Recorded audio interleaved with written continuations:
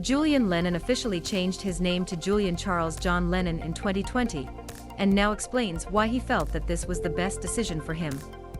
Speaking in the podcast, Word in Your Ear, the son of the Beatles star, turned into a soloist, John Lennon, admitted that the pandemic played an important role. It was in 2020, just before we all lock ourselves in a cage, with which I finally decided to change my name legally by default. Because originally my name was John Charles Julian Lennon, and the garbage with which I had to deal with when I traveled, and companies of security and this and that and the other. Every time you had to appear, especially in the shipping passes, just as an example, you know that they only use your first name, so it would always be John Lennon, the 59-year-old singer explained. So I got pretty anxious for those scenarios, because there would always be cracks or wise jokes, and most of the time people didn't even recognize me.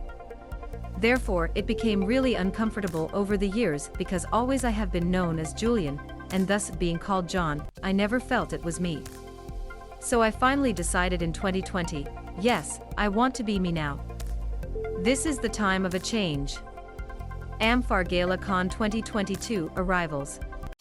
Gareth Cattermole / Amfar / Back to get back the long and winding saga of the Lost Beatles album by Glyn Johns.